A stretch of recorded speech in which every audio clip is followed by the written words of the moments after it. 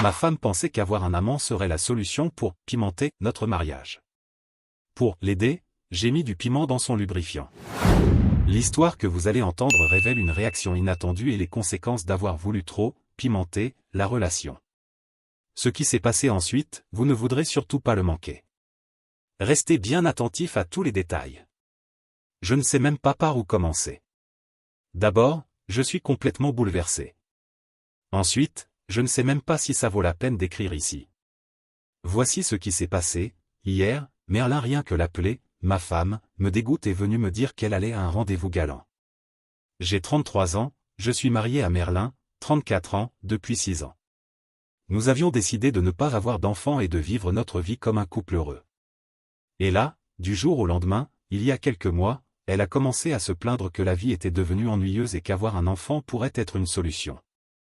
Je lui ai dit que si elle voulait vraiment en parler, on pouvait réfléchir à ça, après tout, on a encore un peu de temps. Puis, l'instant d'après, elle a changé d'avis en disant que ce n'était qu'une crise de la quarantaine. J'ai interprété ça comme des sautes d'humeur et je n'y ai plus pensé. Et là, hier, elle me balance qu'elle a un rendez-vous avec un collègue de travail. Un rendez-vous. J'ai cru qu'elle me faisait une blague. J'ai ri et dit, bien joué, tu m'as eu. Elle m'a regardé droit dans les yeux et a dit, non, je suis sérieuse. Je ne pouvais tout simplement pas croire ce qu'elle disait. On ne s'attend pas à ce que sa propre femme vienne vous dire qu'elle sort avec un autre homme. Mon Dieu! Pendant au moins 10 bonnes minutes, j'ai cru que c'était une caméra cachée.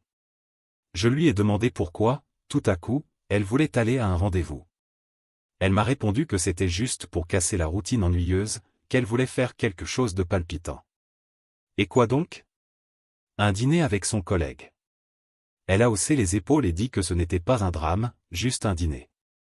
Je ne parvenais pas à comprendre ce qu'elle me disait. Elle m'a fait asseoir et m'a dit, tu te souviens quand je te disais que notre vie était devenue monotone et qu'on devait trouver quelque chose de fun à faire, mais qu'on ne trouvait jamais de solution? Je l'ai interrompu et dit, mais on a trouvé une solution, on a fait un planning ensemble, on sort une fois par semaine, et on avait même prévu des mini-vacances tous les 3 mois. On a essayé plein de choses que tu avais proposées. Elle m'a coupé sèchement. Et rien de tout ça n'était excitant. Laisse-moi finir. Elle m'a raconté qu'elle avait parlé de ça au boulot et que son collègue Randy, tu vois qui c'est, non? Lui a dit qu'il traversait la même chose. Puis, il est venu lui parler en privé, ils ont bien discuté, et ils ont décidé d'aller à un rendez-vous, casual, pour voir s'il ressentait un peu d'adrénaline. Voilà pourquoi ils avaient prévu ce dîner. Je lui ai demandé si elle se rendait compte de ce qu'elle disait. Elle a répondu, qu'est-ce qu'il y a de mal à 2 personnes qui dînent ensemble? Je lui ai demandé si ce serait vraiment juste un dîner, rien de plus. Elle a confirmé. Alors je lui ai dit, mais pourquoi tu appelles ça un rendez-vous, alors? Tu pourrais simplement dire que tu vas dîner avec un collègue. Elle a soupiré, je voulais être transparente avec toi, qui aurait cru que tu réagirais comme ça? Bon, on a mis fin à la discussion, car tu sais, ça risquait de dégénérer. Mais qu'est-ce que c'était que ça?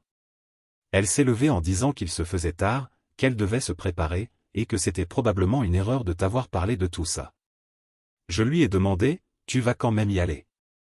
Et elle a répondu d'un ton moqueur, oui, j'y vais. Elle m'a laissé là, au milieu de la conversation. Elle fait souvent ça pour m'agacer, sauf que cette fois, ce n'était pas drôle du tout. Je suis resté là, sous le choc. 5 minutes plus tard, elle est réapparue, sublime dans sa robe rouge, et elle a lancé. Regarde ta tête, elle est aussi rouge que ma robe. Respire un bon coup, on s'amusera plus tard. Elle a essayé d'agir avec tendresse, en me disant plusieurs fois, je t'aime. J'ai pris une grande inspiration et j'ai tenté de me calmer, en me disant que ce n'était pas si grave et qu'elle allait juste dîner, rien de plus. Ce n'était pas la fin du monde, pas vrai? Mais j'avais une gêne dans la poitrine, une sorte d'inquiétude. Impossible de me détendre, peu importe combien j'essayais. J'ai appelé un ami pour aller boire une bière, on est sorti. J'avais très envie de me confier, mais je me suis dit que c'était trop tôt, alors j'ai raconté l'histoire comme si c'était celle d'un collègue. J'ai dit qu'un pote traversait cette situation. Je ne sais pas si j'ai bien expliqué ou s'il a compris que je parlais de moi, mais il m'a dit que ce n'était pas grave, que ce n'était qu'un simple dîner dans un lieu public. J'étais encore assis au bar quand j'ai reçu un appel de Merlin me demandant de rentrer. J'ai été surpris, car il n'était que 21 heures et elle était déjà à la maison. Elle n'était même partie que depuis quelques heures. J'ai un peu honte de l'admettre, mais j'ai ressenti du soulagement et même de la joie en réalisant qu'elle était rentrée. Et je partais du principe qu'il ne s'était rien passé entre eux. Oui, je sais, naïf, idiot, blablabla, mais regarde la vidéo jusqu'au bout. Je suis rentré à la maison, et elle a couru pour me prendre dans ses bras. À ce moment-là, j'étais sur une toute autre longueur d'onde. Je me suis mis à penser qu'elle avait peut-être inventé toute cette histoire juste pour me perturber, ou peut-être pour me tester, vous savez comment sont certaines femmes. Je lui ai demandé ce qui se passait. Elle m'a fait asseoir et m'a dit que c'était très amusant et excitant, qu'elle s'était sentie plus vivante après ce rendez-vous, et qu'ils étaient en train de planifier un week-end ensemble. Quoi? J'ai explosé. Je me suis levé brusquement. Elle a attrapé mes mains et m'a demandé de me calmer. Elle a dit que c'était juste pour s'amuser, pour se sentir à nouveau pleine de vie. Tu ne veux pas retrouver ta vieille Merlin, toujours rayonnante et pleine d'énergie? Regarde-moi, en seulement 2 heures de rendez-vous avec lui, je me sens déjà revivre. Tu sais que je t'aime, et ça ne fera que renforcer notre bonheur. Je lui ai dit, laisse-moi voir si j'ai bien compris.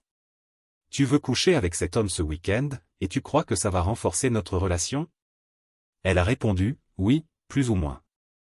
Je l'ai presque coincé contre le mur en criant, tu as déjà couché avec lui, pas vrai? J'étais à 2 doigts de devenir violent. Seul Dieu sait comment je me suis retenu. Elle m'a repoussé et a juré qu'il ne s'était encore rien passé, mais qu'elle avait vraiment envie de faire ce voyage le week-end.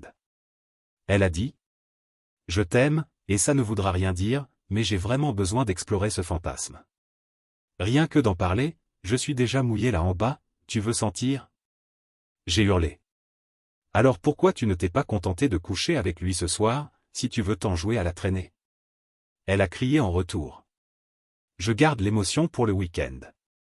Elle était décidée. Elle voulait y aller et voir ce que ça donnerait.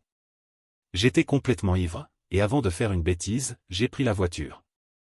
J'ai appelé mon pote et lui ai demandé si je pouvais dormir sur son canapé. Le lendemain matin, je suis rentré me préparer pour aller bosser, et elle dormait paisiblement. Pendant que je m'habillais, elle est venue m'enlacer par derrière en disant « Je t'aime ». Je l'ai repoussée. Elle a dit « Je sais que tu es en colère contre moi en ce moment, mais je suis sûr que tu m'aimes assez pour me laisser faire ce qui me rend heureuse. » Je n'ai pas dit un mot. Je suis allé bosser en me sentant misérable. Incapable de me concentrer sur quoi que ce soit. Je n'arrête pas d'y penser, jeudi et samedi, elle veut coucher avec ce type. Je me sens juste, mal. Je sais que mon mariage est définitivement fini maintenant. Je ne pense même plus à essayer de le sauver. Tout ce que je veux, c'est la faire payer pour avoir ouvert les jambes à un autre homme. Mise à jour 1. Après avoir pleuré sur mon sort, je me suis assis pour élaborer mon plan.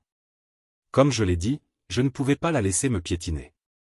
En rentrant chez moi, j'ai acheté une nouvelle serrure et j'ai appelé un serrurier pour venir la changer samedi.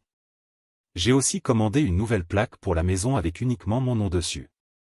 Quand je suis rentré, elle portait une lingerie transparente. J'ai été surpris, genre, qu'est-ce que c'est que ça? Elle m'a regardé et m'a dit. Ce n'est pas sexy au point que n'importe qui me supplierait? Je veux être à mon meilleur pour samedi. Elle a rigolé et a continué. Moi, j'ai séché le boulot et je suis allé faire des courses. Ce n'est pas que je voulais sauver mon mariage, mais je voulais enregistrer ses paroles, pour qu'elle ne puisse pas revenir en arrière ensuite. Mon téléphone était dans ma poche, l'enregistreur activé. Je l'ai regardé et je lui ai demandé. Alors, tu veux vraiment faire ça, même si tu sais que ça aura des conséquences? Elle a touché mes lèvres et a dit. Quelles conséquences? Il n'y aura pas de conséquences. Je t'aime et je sais que tu m'aimes. C'est juste pour m'amuser, comme si tu allais pêcher pour te vider la tête. Prends-le comme ça. J'ai demandé. Donc tu me dis que tu veux vraiment avoir des relations sexuelles avec ton collègue, même en sachant que je n'accepte pas le sexe hors mariage? Elle a dit. Oui. Et pourquoi tu dramatises autant? C'est juste du sexe. Je ne vais pas l'épouser ou un truc comme ça. Je ne l'aime pas, c'est toi que j'aime. Elle a approché ses lèvres de mon visage en murmurant. Je t'aime, mais j'ai vraiment envie de le faire. On n'a qu'une vie, je veux tout expérimenter. J'étais esséuré par son contact, mais je l'ai laissé continuer parce que j'enregistrais, plus elle en disait, mieux c'était. J'ai pris une douche et je suis sorti avec mon pote. Cette fois, je lui ai tout raconté. La dernière fois, j'avais voulu préserver la réputation de Merlin devant lui, mais maintenant, je m'en fiche. Si elle veut exposer sa poitrine au monde, qu'il en soit ainsi. Mon ami m'a dit que je pouvais dormir sur son canapé cette nuit-là. Il savait déjà une partie de l'histoire, mais il était choqué d'apprendre ce que Merlin faisait. Je ne lui ai rien dit sur mon plan, je voulais garder ça secret jusqu'à l'exécution. Mais je lui ai dit que j'allais mettre fin au mariage. Il m'a dit qu'il connaissait un avocat qui avait aidé son oncle à économiser une fortune en pension avec son ex-femme narcissique. Je lui ai demandé le contact. Drôle de coïncidence, il l'avait déjà dans son téléphone. Voilà ce que c'est, l'amitié. Je suis rentré chez moi cette nuit-là. Elle était au lit. J'ai pris mon oreiller et ma couverture. Elle m'a demandé où j'allais. Je lui ai dit. Pourquoi ça t'intéresse? Elle m'a regardé et a dit. Tu te souviens de nos vœux, non? Qu'on ne dormirait jamais séparés. J'ai jeté les oreillers sur le lit et j'ai crié. Waouh, regarde qui parle de vœux maintenant. On avait aussi juré de ne jamais coucher avec quelqu'un d'autre, tu t'en souviens? Elle a soupiré, m'a dit que j'étais irrationnel, puis s'est tournée et s'est endormie. J'ai pris mes affaires et je suis allé dormir sur le canapé. Je ne peux tout simplement pas partager un lit avec quelqu'un qui dort avec moi tout en fantasmant sur d'autres hommes. Elle a passé toute la soirée du vendredi à se préparer et à faire sa valise pour son grand jour. Pendant ce temps, moi, j'ai rencontré l'avocat vendredi après-midi pour discuter de mes conditions. Il a écouté les enregistrements et m'a demandé d'obtenir, si possible, une preuve de leur séjour ensemble. Mais il m'a aussi dit que les enregistrements suffisaient déjà. Samedi matin, pendant qu'elle prenait sa douche, j'ai fouillé dans sa valise et j'ai remplacé le tube de lubrifiant par un autre tube identique, rempli d'une sauce piquante ayant la même texture. Je l'ai remis exactement à sa place. Je savais qu'elle ne pouvait pas avoir de rapport sans lubrifiant, elle est du genre à devenir parano dès qu'il y a le moindre inconfort au début. J'aurais adoré voir sa tête quand elle appliquera ça sur ses parties intimes. Et le mieux, c'est qu'ils allaient dans un resort en pleine forêt, donc pas moyen pour elle d'en acheter un autre là-bas. J'ai fouillé son téléphone et ses messages pour trouver où ils allaient. Je n'ai pas trouvé l'adresse, mais j'ai découvert des tonnes de messages entre eux ces derniers jours, parlant de comment ils allaient faire ça. Les échanges montraient qu'il ne s'était encore rien passé entre eux. Peu importe, mon mariage est fini. Je n'ai pas eu le temps de faire des captures d'écran, alors j'ai pris des photos des messages avec mon téléphone. Avant que quelqu'un demande comment j'ai pu accéder à son téléphone, voilà la réponse, on connaissait tous les deux les codes de nos téléphones. Je ne l'avais jamais espionné avant, car je n'en avais jamais ressenti le besoin. Quand elle est sortie de la douche, je lui ai demandé où ils allaient exactement. Elle a baissé les yeux et m'a dit. Maintenant, ça t'intéresse, hein? Je lui ai dit. Si ton amant t'étrangle à mort avec son engin, je devrais au moins savoir où aller récupérer ton corps. Elle a ri et m'a donné le nom du resort. J'ai aussitôt envoyé un message à mon avocat, qui m'a assuré qu'il pourrait obtenir une copie de leur réservation. Apparemment, les hôtels communiquent ce genre d'informations aux avocats. Je ne sais pas comment, alors ne me demandez pas. Un peu plus tard, j'ai entendu un coup de klaxon dans l'allée. Elle n'était pas encore prête. Elle allait vers la fenêtre, peut-être pour l'inviter à entrer. J'ai crié. N'ose même pas le faire entrer dans ma maison. Si vous mettez les pieds ici tous les deux, ce sera avec des os cassés. Elle a rigolé, puis lui a dit par la fenêtre d'attendre dans la voiture, qu'elle descendait dans un instant. J'ai monté le volume de la télé à fond. Elle disait quelque chose, mais je n'ai rien entendu. Dès qu'elle est partie, j'ai appelé le serrurier et j'ai fait changer les serrures. J'ai enlevé son nom de la plaque à l'entrée. Ensuite, j'ai emballé toutes ses affaires dans de grands sacs poubelles et je les ai posés dans le jardin. La réalité m'a frappé en voyant l'armoire vide. Je me suis assis et j'ai pleuré comme un gamin pendant des heures. Il faisait déjà nuit quand j'ai fini. J'avais deux options, me lamenter et souffrir pour des erreurs que je n'ai jamais commises, ou bien reprendre le contrôle de ma vie et aller de l'avant. J'ai choisi la deuxième option. J'ai pris une douche et je suis sorti avec mon pote. C'est lui qui m'aide à garder la tête droite. Aujourd'hui, on est dimanche. Je suis allé à la salle de sport tôt le matin pour me libérer des pensées négatives, puis je me suis assis pour écrire cette mise à jour. Elle devrait rentrer ce soir. J'ai hâte de vous raconter sa réaction en trouvant la maison verrouillée. Merci de m'avoir écouté. Mise à jour 2. Merlin a enfin goûté à elle, aventure, qu'elle désirait tant. Dimanche, elle est rentrée plus tôt que prévu. On aurait dit qu'elle avait quitté le resort dans l'après-midi, sans même prendre de douche. Je l'ai vue entrer dans le garage. Elle avait l'air furieuse, loin d'être heureuse. Elle était toute pleine d'énergie en partant, et maintenant elle revenait frustrée. Son maquillage était coulé, elle semblait misérable. Son partenaire l'a déposée devant chez nous, mais elle ne lui a même pas dit au revoir. Tant pis pour elle. Elle a essayé d'ouvrir la porte, mais elle était verrouillée. Elle a sorti sa clé et tenté de l'utiliser. C'est là que les choses sont devenues intéressantes. Je l'observais via la caméra installée au-dessus de la porte d'entrée. Elle avait l'air perdue et a sorti d'autres clés pour essayer d'ouvrir. Elle a jeté son sac et son portefeuille par terre en criant des insultes. Puis elle a commencé à frapper à la porte, à appuyer sur la sonnette, en criant. « T'es là ? Pourquoi cette porte stupide ne s'ouvre pas ?» Je lui ai envoyé un message. « Regarde la plaque dans le jardin. » Puis je l'ai bloquée. C'était un indice suffisant. Elle a compris que la serrure avait été changée et qu'elle n'était plus la bienvenue ici. Elle a commencé à hurler mon nom, à me supplier de sortir, frappant fort à la porte. J'ai crié par la fenêtre que si elle ne partait pas, j'enverrais les enregistrements à ses parents et à ses amis. Elle a été choquée d'apprendre que je l'avais enregistrée. Elle s'est mise à pleurer. « Pourquoi tu me fais ça ? Je suis gelée, il fait super froid dehors. Mon corps est engourdi après 4 heures de route. S'il te plaît, ouvre la porte. » Je n'ai pas ouvert. Je l'ai laissée implorer. Elle a continué. Je me sens déjà misérable et coupable de ma décision. Ce crétin a insisté pour avoir une relation intime, même quand je lui ai dit que je ne faisais jamais sans lubrifiant. J'ai été figé de choc en entendant ça. J'ai ouvert la porte et je l'ai laissée entrer. Elle a essayé de me prendre dans ses bras, mais je l'ai repoussée. Elle s'est assise sur le canapé et s'est mise à pleurer. Je suis resté silencieux un moment, puis j'ai demandé pourquoi elle n'avait pas demandé de l'aide. La gorge serrée, j'ai demandé. « Est-ce qu'il t'a agressé ?» Elle a secoué la tête et dit. « Ce n'était pas une agression, mais il m'a manipulé. Il disait que ça ne ferait pas mal, mais ça faisait mal. Je lui ai demandé d'arrêter, et il ne l'a pas fait. Je lui ai demandé si c'était arrivé une seule fois. Elle a répondu. Non, 3 ou 4 fois. À chaque fois, il l'a persuadée d'essayer encore, et elle acceptait. Je me suis emporté et j'ai crié. Manipulé ? Tu me prends pour un idiot ? T'as 16 ans pour te faire manipuler ? T'étais dans un resort, pas chez lui, tu pouvais partir à tout moment. T'aurais pu le repousser et sortir. Mais non. Tu es resté avec lui toute la nuit, en espérant qu'il te donne l'excitation que tu cherchais.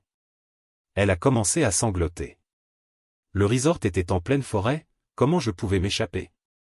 Bien sûr qu'elle pouvait. Ce n'était pas désert. Il y avait du personnel, d'autres clients, elle aurait pu demander de l'aide. Et pourquoi ne pas m'avoir appelé si elle se sentait menacée ? Elle a continué à pleurer, incapable de répondre. Je lui ai demandé de partir, et que dans une semaine, elle recevrait les documents officiels. Elle a supplié. S'il te plaît, ne fais pas ça. Je regrette déjà ma décision, je paie pour ça. Tu t'es déjà vengé avec le lubrifiant, que veux-tu de plus ? Je promets d'être une bonne épouse, de ne plus jamais me plaindre. Je suis resté impassible. Ce bateau a déjà quitté le port. Notre mariage s'est terminé mercredi, quand tu es sorti à ce rendez-vous sans mon accord. Elle a dit. Je te jure qu'il ne s'est rien passé de grave. Il a à peine réussi à entrer. Je veux dire, je l'ai à peine laissé faire. Tu sais bien que je ne peux pas sans lubrifiant. J'ai ri. Tant mieux pour toi. Mais voilà où on en est. Je t'avais prévenu qu'il y aurait des conséquences, tu te souviens ? Elle s'est remise à pleurer. Je croyais que notre mariage était assez fort pour supporter ça. Je t'aime et je sais que tu m'aimes aussi. S'il te plaît, ne fais pas ça. Je lui ai dit. Je t'aimais profondément. Maintenant, je te déteste. Alors s'il te plaît, pars, à moins que tu veuilles que j'envoie les enregistrements à tes parents. Elle a été choquée d'apprendre que j'enregistrais même cette conversation. Je lui ai dit. Tu crois que je suis assez bête pour te parler sans enregistrer? Elle a répondu qu'elle allait porter plainte contre Randy pour agression et qu'elle avait besoin de moi pour ça. J'ai ri. Dommage, tu vas devoir te débrouiller toute seule. Pas seulement pour ce procès, mais aussi pour notre divorce. Elle m'a supplié de ne pas la laisser seule dans ce moment difficile. J'ai ouvert la porte et dit. Je n'ai jamais voulu affronter les choses seule. Mais toi, tu voulais de l'émotion, pas vrai? Quoi de plus excitant que 2 procédures judiciaires en même temps? Après beaucoup d'insistance, elle est finalement partie. Les papiers du divorce ont été envoyés à son bureau, car je ne sais même plus où elle vit actuellement. Cependant, mon avocat a reçu un appel de l'entreprise de livraison l'informant que la destinataire avait quitté ce bureau. J'ai donc dû rediriger les papiers vers ses parents. J'ai décidé de passer chez eux pour leur expliquer moi-même la situation avant que les documents n'arrivent. Ils ont toujours été des beaux-parents aimants pour moi, alors je pensais leur devoir au moins ça. Ils m'ont demandé pourquoi j'étais venu seul et où était Merlin. J'ai répondu que nous étions en train de divorcer et que je ne savais pas où elle se trouvait. Ils ont été choqués par ma réponse. Je leur ai donné une version simplifiée, qu'elle était sortie avec un collègue, malgré mon désaccord, et que je ne pouvais plus l'accepter à mes côtés après ça. Sa mère a immédiatement appelé Merlin pour lui demander de rentrer à la maison. Elle a répondu qu'elle était hors de la ville, chez sa meilleure amie Cathy, et qu'elle reviendrait le week-end suivant. Merlin va souvent chez Cathy quand elle a des problèmes. Elles sont amies depuis l'enfance. Mon ex-belle-mère a alors appelé Cathy, qui a confirmé que Merlin était bien chez elle, même si elle était dans un état pitoyable. Elle a toutefois assuré qu'elle s'occupait bien d'elle. Honnêtement, j'ai été soulagé de savoir qu'elle était en sécurité. Quand ma colère a fini par retomber, et que j'ai appris qu'elle avait quitté son emploi, je me suis senti mal à l'aise et un peu inquiet pour elle. Merlin a payé cher pour son arrogance, mais cela ne veut pas dire que je l'accepterai à nouveau dans ma vie. Jamais.